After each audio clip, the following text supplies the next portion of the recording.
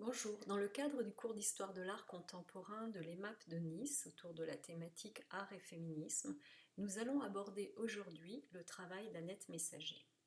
Née en 1943, Annette Messager compte parmi les artistes françaises les plus importantes de sa génération. Elle a exposé dans les plus grandes institutions du monde entier. En 2005, elle représente la France à la Biennale de Venise, où son travail est récompensé par le Lion d'Or, plus haute distinction de cette manifestation. Pourtant, à ses débuts, la jeune femme rencontre des difficultés. Son travail, qui sonde les territoires du féminin, se heurte à l'incompréhension et au refus. Il faut dire qu'à l'époque, le milieu de l'art est essentiellement masculin, voire misogyne, et peu enclin à laisser un espace aux artistes femmes. Les codes esthétiques en vigueur sont eux aussi masculins, bien qu'ils se targuent d'être fondés sur des valeurs universelles et sur un principe de neutralité. Contemporain de la naissance du féminisme, tout le travail d'Annette Messager affirme sa différence sexuelle et interroge avec malice et ironie la nature et la place des femmes au sein du corps social et en particulier de l'art. Il participe également à la déconstruction des normes esthétiques masculines qui ont modelé l'histoire du beau dans la culture occidentale. Les biographies d'Annette Messager précisent souvent que Christian Boltanski est son compagnon, mais celle de Boltanski ne mentionne que rarement qu'elle est sa compagne. Dans un souci de parité, on notera donc que les deux artistes ont commencé leur carrière à peu près à la même époque, qu'ils se sont rencontrés en 1970 et qu'ils œuvrent dans des territoires assez proches, ceux des mythologies personnelles, avec des matériaux et des techniques similaires, dessin, peinture, sculpture, collage, photographie, installation, etc., mêlant image et langage, autobiographie et fiction. S'il est indéniable que les deux artistes se sont influencés mutuellement, ils ont tous les deux un penchant obsessionnel qui se traduit par de nombreuses collections d'objets, il est incontestable qu'ils ont chacun un univers très personnel. Mais là où Boltanski est obsédé par la mort, Annette Messager entretient certainement un rapport plus joyeux à la vie, et là où Boltanski joue avec ses incertitudes, Messager affirme les choses de façon bien plus caustique.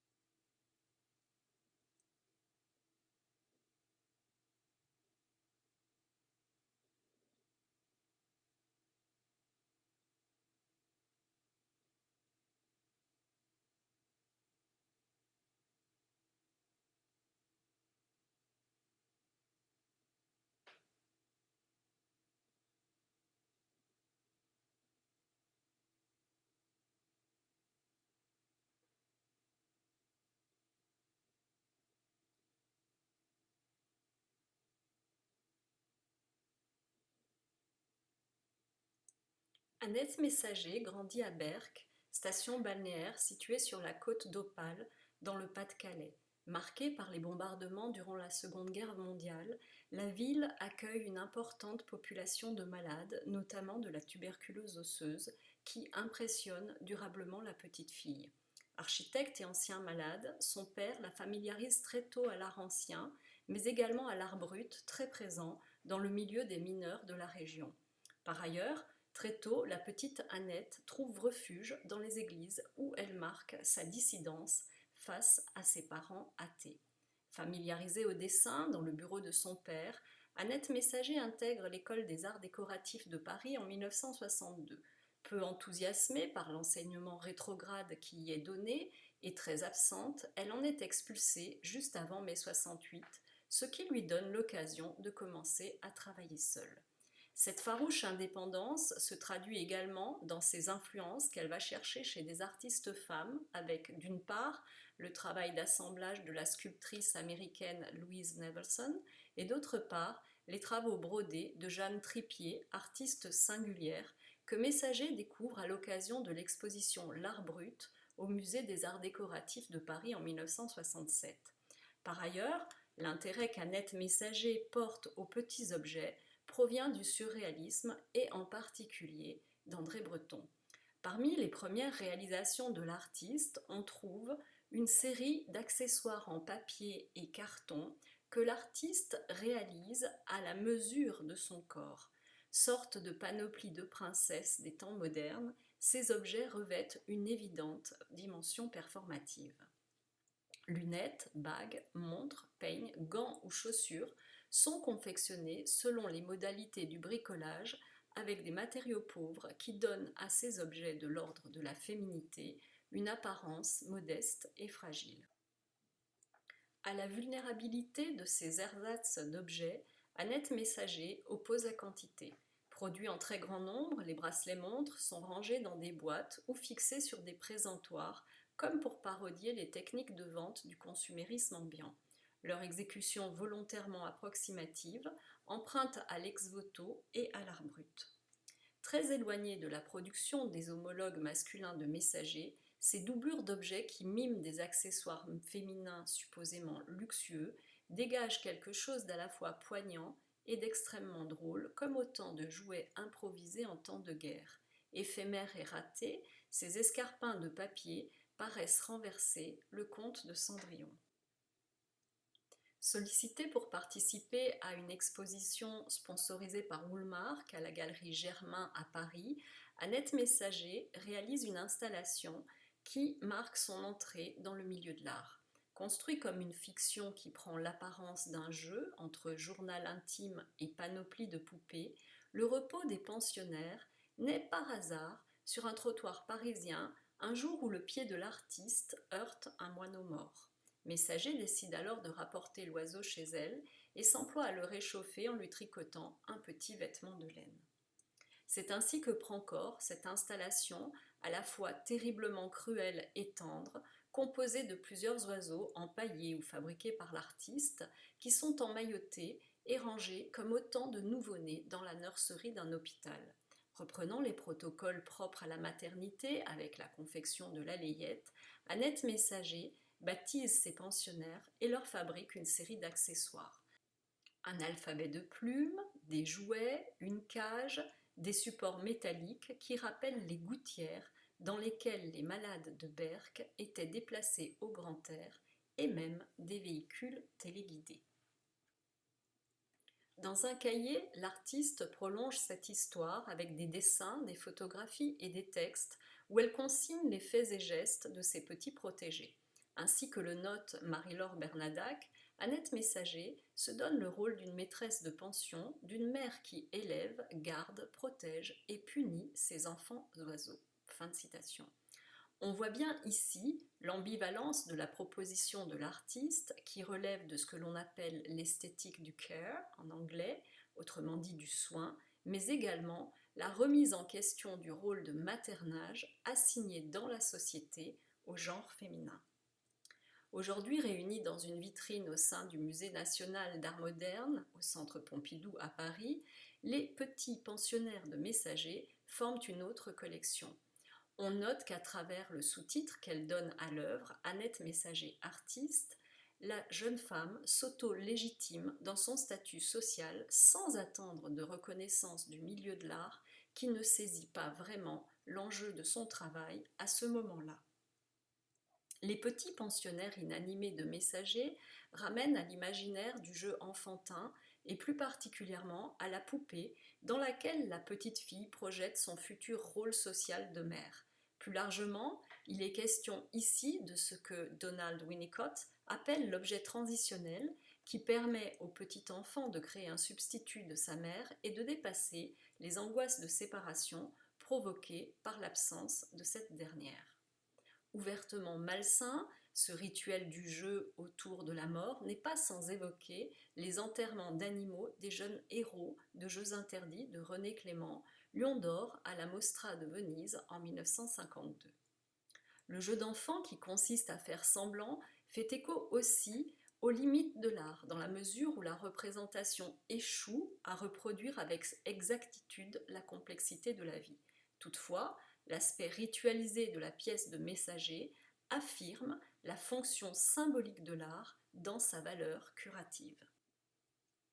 Parallèlement, Annette Messager élabore les albums collections qui croisent l'idée du journal intime et de l'album photo.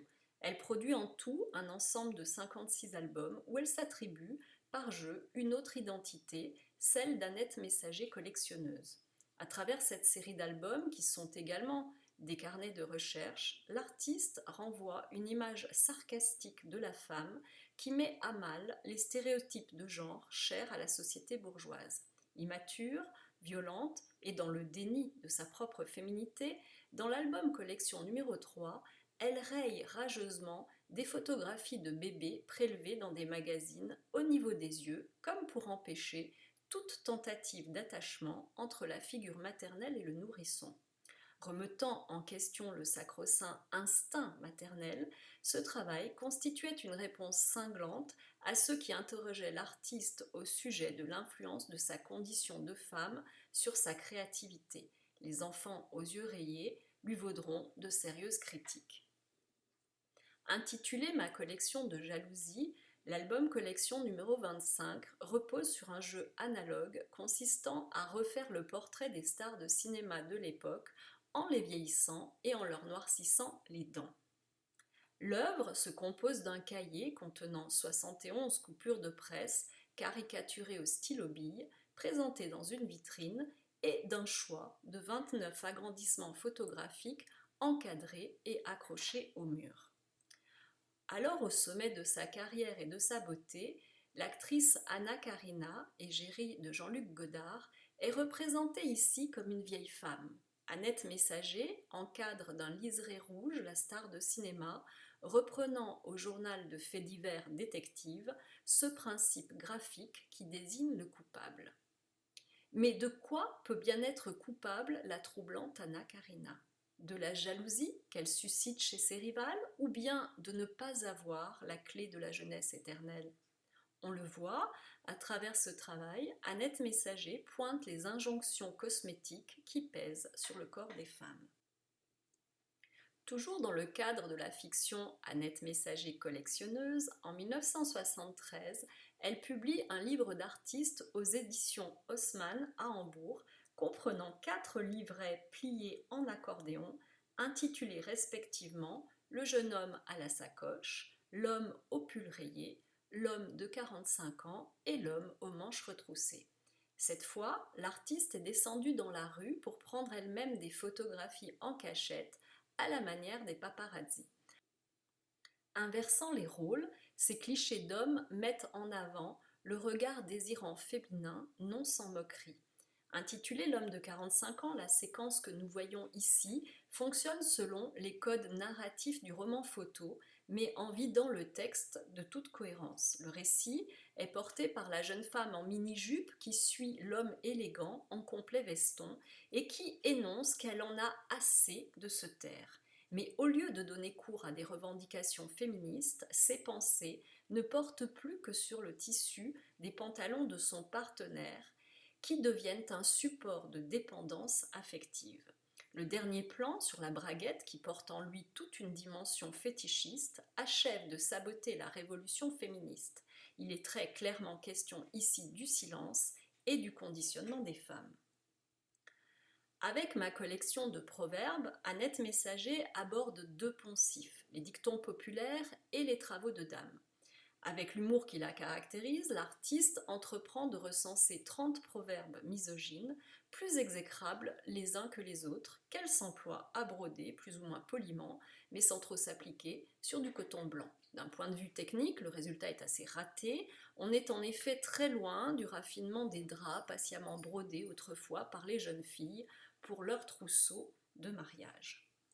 Annette Messager emprunte l'idée d'une broderie libre de toute convention et de toute utilité à Jeanne Tripier, représentante de l'art brut, qui utilisait ses productions comme des tables de voyance.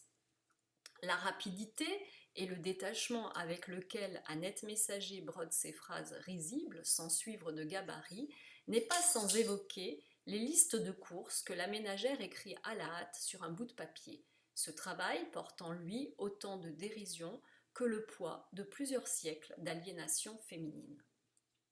Après Annette Messager artiste, Annette Messager collectionneuse, Annette Messager s'invente une autre identité, celle d'Annette Messager truqueuse, qu'elle décline dans une série de cahiers dont le titre commence systématiquement par la femme. On peut entendre ce travail comme une tentative de faire éclater les poncifs dans lesquels l'identité féminine est enfermée d'un point de vue historique et social. Après s'être intéressée aux représentations médiatiques du corps féminin et masculin, Annette Messager aborde ici pour la première fois la performance à travers des photographies de son corps nu sur lequel elle peint des images. Dans La femme et l'opération, l'artiste rend visible une hypothétique grossesse immédiatement suivie de la cicatrice d'une césarienne. Tout se passe comme si à travers cet exercice d'art corporel, elle pointait l'injonction de maternité qui est faite aux femmes et toute la charge physique et mentale qui s'ensuit. Dans La femme et le dessin et dans La femme et la mort, Annette Messager dessine sur la surface de sa peau un tube digestif et un squelette comme pour rappeler qu'en dehors de l'appareil sexuel, rien ne distingue l'anatomie du corps féminin de celle du corps masculin. Avec La femme et le barbu ou La femme et le monsieur sérieux, Annette Messager va plus loin, elle interroge le genre et sa construction sociale en se servant de ses attributs féminins pour se travestir en homme, parodiant, avec un sens de l'humour peu commun, toute l'autorité masculine que cette métamorphose implique. En 1977, Annette Messager commence la série Le Feuilleton, fondée sur la technique du photomontage qui mêle dessins, photographies personnelles et images issues de magazines. L'iconographie de ces images emprunte notamment ses narrations au roman photo où il est sans cesse question d'amour à l'eau de rose. Dans les années 80, Annette Messager prend possession d'un grand atelier à Malakoff qui permet à son travail de se déployer dans l'espace. C'est ainsi que naissent les chimères. Réalisées à partir de montages photographiques représentant des détails corporels sur lesquels l'artiste intervient à la peinture, les chimères se déploient dans l'espace avec un sens très poussé de la scénographie. Ces installations enveloppantes font basculer le regardeur dans un univers noir et souterrain qui convoque une expérience de la peur digne des maisons hantées des fêtes foraines. L'humour n'est jamais bien loin et les subterfuges mis en œuvre empruntent à Georges Méliès leur ficelle en carton-pâte. Si les chimères nous renvoient à nos peurs enfantines et en particulier à l'angoisse de la mort, elles nous mettent aussi face à nos propres limites, ainsi que l'affirme Annette Messager. J'aime travailler le grotesque, l'épitrerie, l'envers, le non-sens de notre vie, a-t-elle un sens d'ailleurs, tout ce qui est contre l'héroïsme. Nous sommes tous des individus, chacun avec sa propre identité misérable. Fin de citation. Ici, la femme est associée à une image négative, en l'occurrence celle de la chauve-souris ou du vampire. Annette Messager nous dit « J'étais devenue une sorcière. À cette époque, une femme artiste devait être différente, hors norme. Un mélange entre une sorcière et une putain magnifique. Il y avait une certaine ressemblance avec la sorcière de Jules Michelet. Ainsi, mes bains photographiques devenaient des potions magiques. Si on ne croit pas qu'art et magie vont ensemble, on ne croit pas à l'art. C'est même l'une des dernières magies qui existent. » Fin de citation. Avec Mes vœux, Annette Messager offre une vision érotique du corps. Détails anatomiques féminins et masculins sont encadrés, accumulés et accrochés comme autant d'ex-voto dans une église. Cette cartographie amoureuse nous ramène à l'intime, à la peau, à la bouche et au sexe de l'être aimé, comme si la petite mort avait le pouvoir de nous faire oublier notre finitude. On retrouve dans le principe d'accumulation de mes vœux une dimension obsessionnelle qu'Annette Messager va chercher dans les bas-reliefs ouvertement phalliques de la sculpture américaine Louise Nevelson. Histoire des robes met en scène des vêtements féminins de seconde main qui rappellent avec une certaine nostalgie les robes de princesses ou de fées des contes enchantés. Au-delà des stéréotypes de jeunesse et de beauté que convoquent ces robes d'antan, il est question du corps absent des femmes qui les ont portées. Paradoxalement, cette absence rend visible ce qui manque dans l'histoire avec un grand H, en l'occurrence la présence des femmes. En effet, considérées comme des filles, des mères et des épouses, dépendantes de la vie des hommes, les femmes ont longtemps été invisibilisées par les récits historiques masculins dominants. Si Histoire des robes laisse présager la construction de fictions que le regardeur peut échafauder à sa guise, il est clair que ces petites histoires, dans leur force symbolique, viennent contrer l'histoire tout court avec sa cohorte d'actes héroïques et guerriers.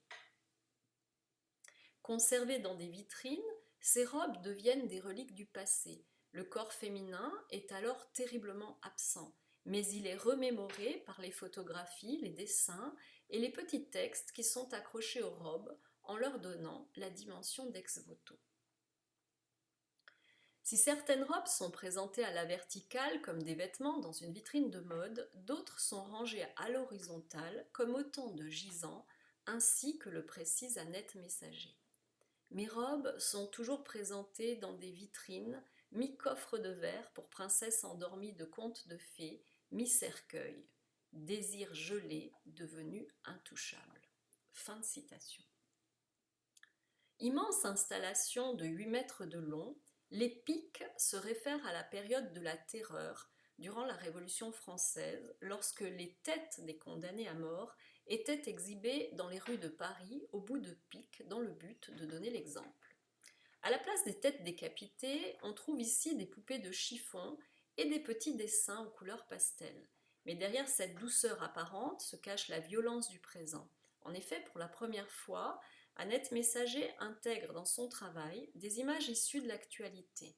Dans sa conscience politique, les piques s'interroge sur le devenir de l'humanité sans opérer de distinguo entre victime et bourreau, dans un monde où la réalité la plus abjecte frôle la fiction. Avec cette installation très tactile, Annette Messager propose au public de rentrer à l'intérieur d'un corps humain disséqué dont elle a disséminé les organes dans l'espace d'exposition comme autant de mobiles suspendus au-dessus d'un berceau. Réalisé en tissu rembourré de coton, ce corps fragmenté est ironiquement associé à la couture, domaine traditionnellement lié au féminin.